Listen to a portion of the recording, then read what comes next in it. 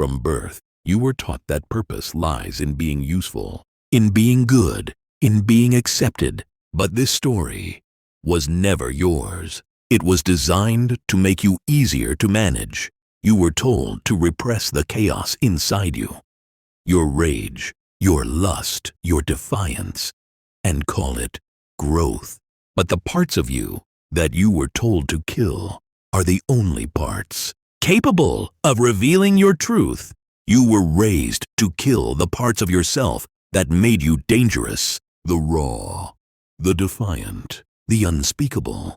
All of it had to die so the world could tolerate your presence, so you could become acceptable. But in killing those parts, you did not become good. You became hollow, empty, directionless. You chase purpose now like a ghost chasing its own shadow. Because no one ever told you the truth. Your purpose was buried in the darkness you were told to avoid. You were rewarded for being quiet when you wanted to scream, for being agreeable when you wanted to rebel, for being kind when you should have been cruel. They told you this was growth, but it wasn't. It was surrender. And now you wander, uncertain, wondering why nothing feels real, why every victory tastes like ash, and every path feels borrowed. You were not built to live like this. Here's the part they never say out loud, the part of you you've been taught to hide. That's where your life actually begins. The lust you were shamed for, the rage you were told to repress, the coldness you had to soften. Those weren't sins. They were instincts. They were signals. And now that you've buried them under 10,000 fake smiles, you no longer know where the real you ends and the world's fiction begins. It is not your light that will guide you to your purpose. It is your darkness. Machiavelli understood this before psychology had a name for it. A prince must learn how not to be good, he wrote, not as a rejection of morality, but as a survival tactic. Because when power is at stake, only those who can enter their own shadow will know how to defeat the darkness in others. And if you can't do that, you will be used by everyone who can. The world will not reward your softness. It will exploit it. It will dress your obedience up as virtue and call it success. But deep down, you will feel the rot, the hollow silence of a man who never dared to become whole. You were not meant to be pure. You were meant to be dangerous and in control of it. That is what it means to be complete. Before you chase purpose, confront the parts of yourself you've spent your entire life trying to bury, not to indulge them, but to own them. Your purpose isn't in who you pretend to be. It's in who you were before you were told to pretend at all. Most people misunderstand their darkness. They treat it as a flaw, an infection to be cured. In reality, the shadow is not the cause of their weakness. Its repression is. The more someone denies their forbidden instincts, the more lost they become. They don't destroy the darkness. They amputate the only part of themselves capable of leading them anywhere real. You feel aimless because you were trained to disown your own engine. You were told to be safe, to be soft, to never want too much. And so you clipped your wings before you ever learned how to fly. But now, the silence in your life is louder than ever. You feel the emptiness behind your achievements. You walk through each day like a ghost, wearing a polite smile. You traded your fire for approval, and it left you cold. There's a part of you you've spent your whole life hiding, the part that wants more, the part that gets jealous, the part that wants to dominate, to win, to be seen in full without apology. You think this is evil, but it's not. It's potential. Untamed, undirected, but powerful. What you repress becomes your prison. What you master becomes your weapon. You've been told that to be good, you must never hate, never rage, never want to hurt. But this is the morality of the powerless. It trains you to act harmless, not because it's noble, but because it's convenient for others. And now you're paralyzed. You hesitate when you should strike. You doubt when you should trust your gut. And the worst part is you call this hesitation maturity. But what if the emotions you've buried weren't mistakes? What if your envy was trying to point you toward what you secretly wanted? What if your anger was proof that you were being mistreated? What if your coldness was the first stage of clarity, not decay? You think these are flaws, but they're data. And until you're willing to listen, you will keep walking blind. A man who cannot betray does not understand loyalty. A man who cannot harm does not understand protection. A man who cannot lie does not know the weight of honesty. Machiavelli knew this instinctively. The man who wishes to be feared and loved must be capable of both. Because if you cannot choose the darkness, then your goodness is not a virtue. It is a default, and defaults are not respected. They are used. This is why you feel invisible. You have hidden everything that made you unpredictable. And in doing so, you made yourself easy to forget. You kept polishing your sharp edges until nothing was left but a polished lie. But the truth is, your shadow is the only part of you that was ever truly alive. It hurt because it was honest. It scared people because it was real. And now, buried under years of fake goodness, it waits. If you want direction, start here. Make a list of everything you're ashamed of. The desires you censor, the impulses you silence, the thoughts that make you flinch. Don't run from them. Study them. Because hidden inside those discarded instincts is a map that no one else can read, a map that leads not to perfection, but to power. Until you master your darkness, your virtue is nothing but camouflage. Most social behavior is not built on morality. It's built on fear. People do not wear masks out of goodness. They wear them because they are terrified of the consequences of being seen clearly. Rejection, punishment, exclusion. These are the true architects of polite society. And until someone no longer fears exposure, they will never speak or live with truth.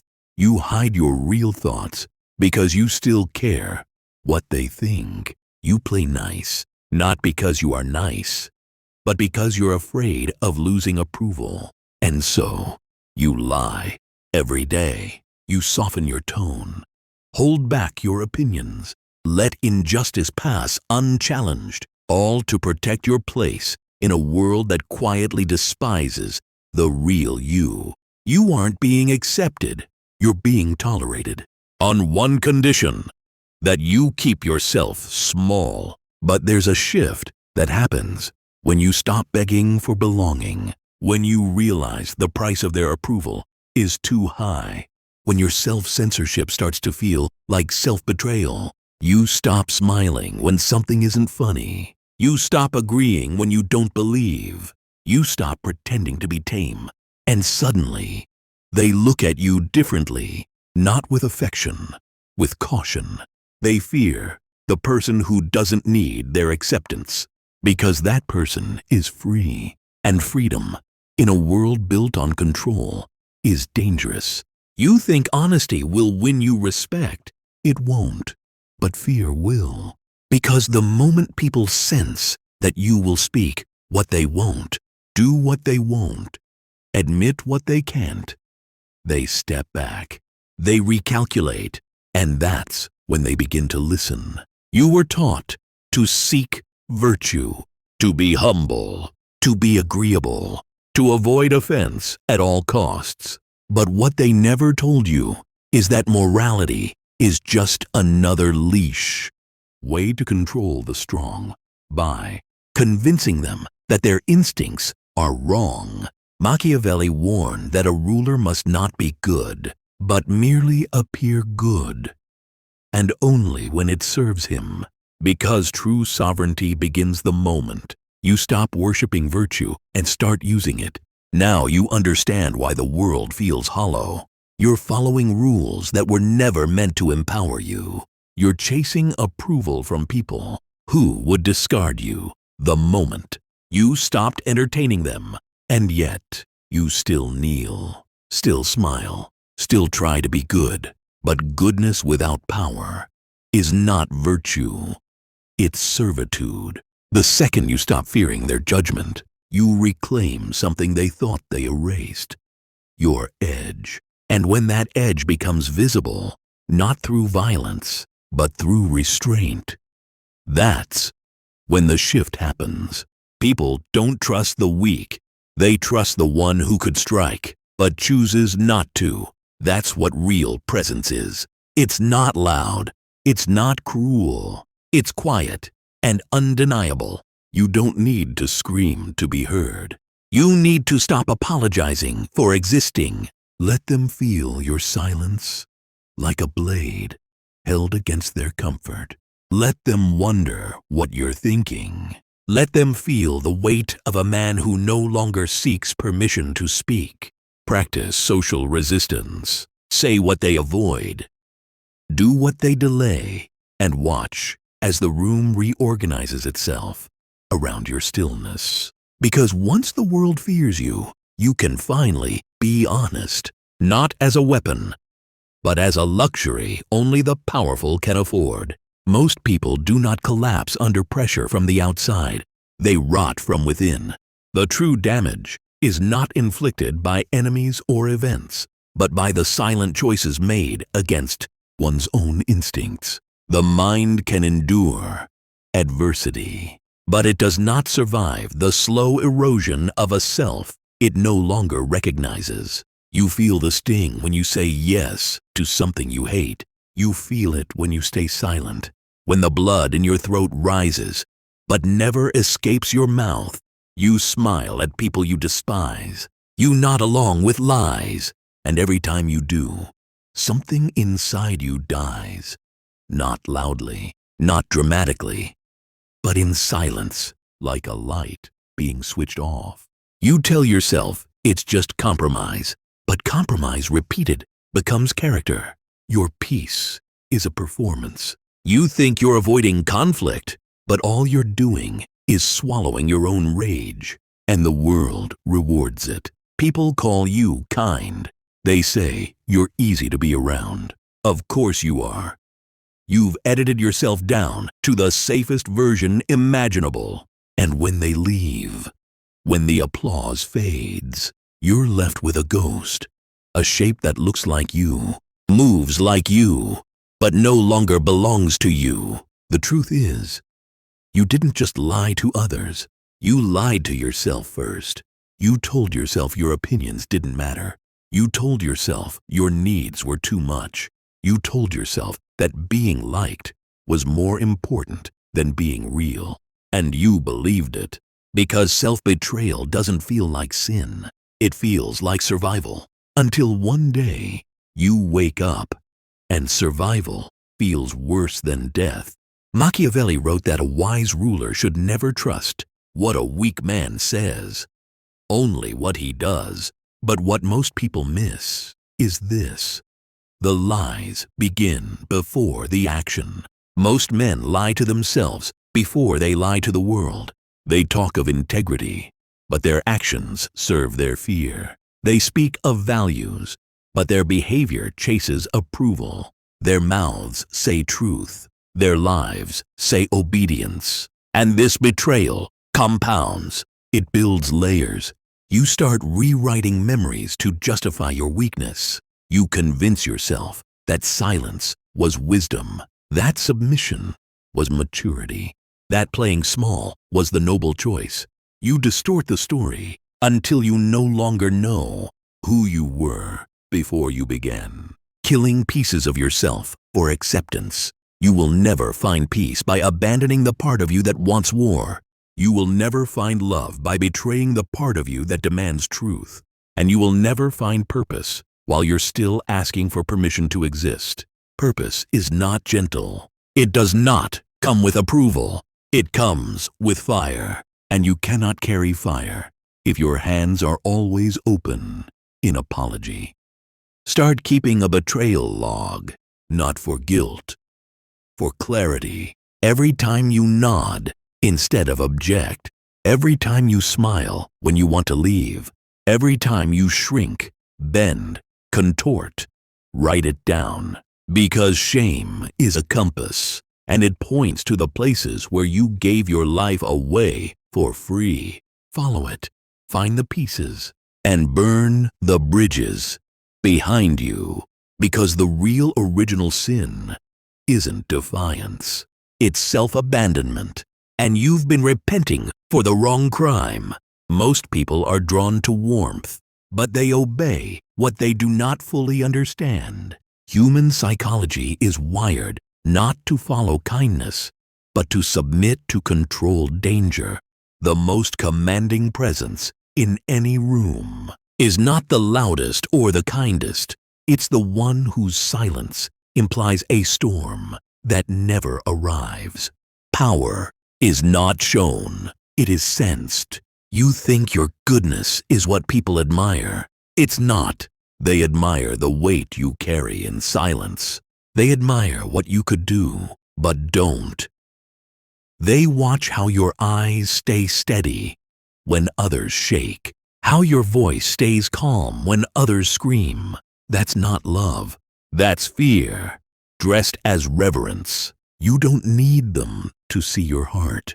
You need them to sense your shadow and respect the myth it creates. The world does not mythologize kindness. It mythologizes danger contained. When you walk into a room and they don't know what you're capable of, you're just another body. But when they feel the heat behind your eyes and still see restraint, they start building legends around you.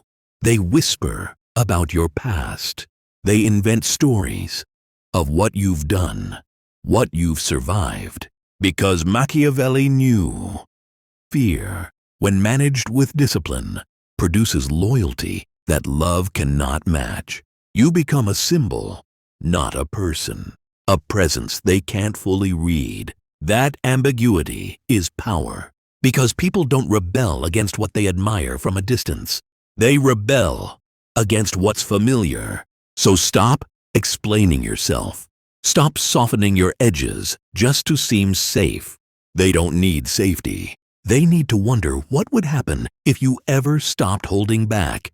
There is a reason they follow the calm man in chaos. He is the one who has seen his own darkness and lived to tell it.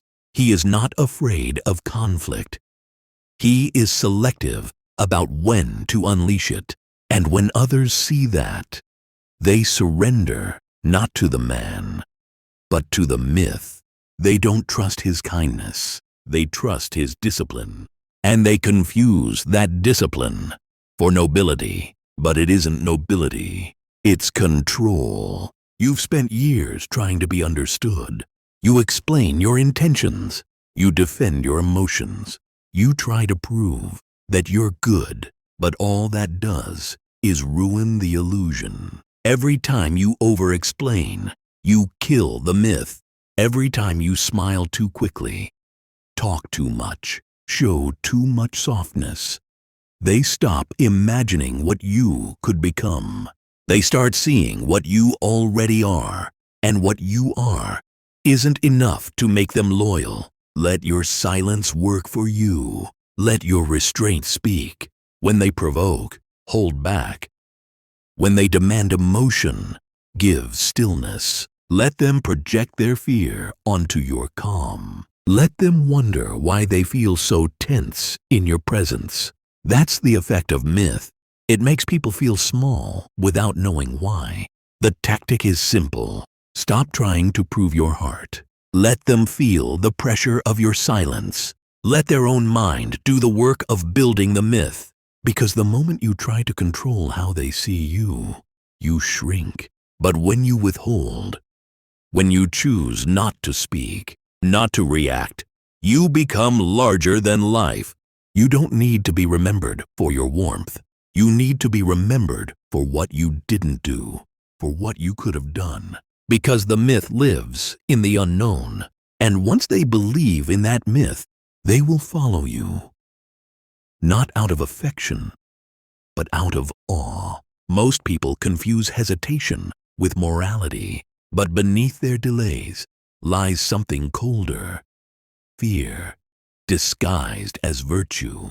They wait for certainty, for permission, for alignment with some higher calling. But clarity does not arrive gently. It is seized, often in darkness, without warning, without approval. The idea that purpose is found is a myth crafted by those who never claimed it. You keep waiting for a voice from above, a sign, a moment that makes it all make sense. But nothing comes, just silence. And while you wait, others move. They don't need to be certain. They only need to feel the burn. And they follow it. That burn you feel when you see someone living the life you wanted. That's not pain. That's a signal. But instead of following it, you shame it. You bury it under words like humility or patience. You call it not the right time, but it is. It always was. The truth is, you don't want to admit that envy is direction. That obsession is compass. That what you hate in others might be what you've denied in yourself. But Machiavelli understood something deeper. Purpose is not given. It's taken. It is taken by those who stop asking who they are and start becoming something sharp, something exact, something feared, not because they are guided, but because they refuse to be lost. You've been told to wait until you're sure, but the ones who shape the world are never sure. They act anyway. They listen to the tension in their gut, the violence in their thoughts, the jealousy they pretend not to feel. And they move. They don't explain themselves. They don't ask if it's noble. They just walk forward, even if it means walking alone, especially if it means walking alone. And that's where you flinch. You want meaning, but not cost. You want power, but without isolation. You want purpose, but not the pain of choosing wrong. So you hover between decisions. You live in theory. You replay options in your head, paralyzed. And every day you do nothing, someone else takes what could have been yours. Not because they deserved it, but because they moved while you waited. You don't realize it, but the shadow has been speaking all along. Every flare of rage, every bitter thought, every fixation you can't shake, those were clues, not defects, not sins, directions.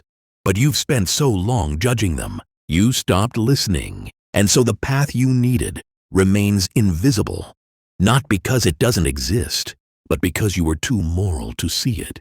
So trace it back. The moment you hated them, the second you felt like screaming, the obsession that wakes you up at night. These aren't curses. They're keys. Keys to a purpose so personal, so raw, that no one else could understand it. But it was never meant for them. It was meant for the version of you that stops apologizing, that stops waiting, that takes. Most people are broken not by cruelty, but by hope. They carry an illusion that one day the world will notice their goodness, that if they shine brightly enough, someone will finally see. But the world isn't watching. And even if it was, it doesn't care. In the silence between wanting and receiving, the gentle are dismantled by their own waiting. You've tried to glow, to be the light, to offer warmth, patience, understanding, but none of it protected you.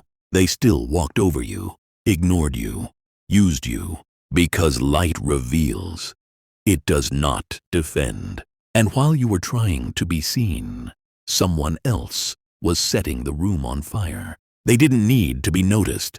They needed to be felt. That's what you've missed. Your pain was never a weakness. It was fuel. Every time you held back rage, every time you swallowed truth to avoid discomfort, a piece of you withered. And for what? Harmony? Approval? Peace? None of it came. Because no one gives you your place. You take it. That's what Machiavelli knew.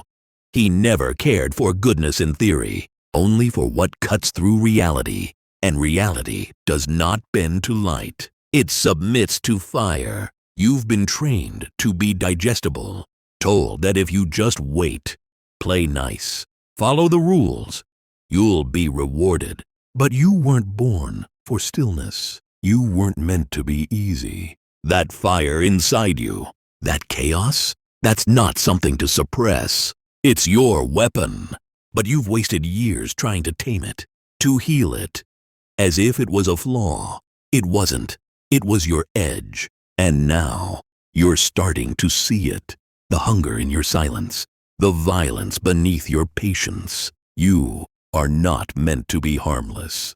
You're meant to be unforgettable. Not the one who brings calm, but the one who shifts the air when they enter. That doesn't come from light. That comes from burn. From stepping into a room and knowing, if they won't make space, you'll take it. But even now, a part of you hesitates, still clings to the dream of being loved for being soft, still wants to be chosen for your kindness.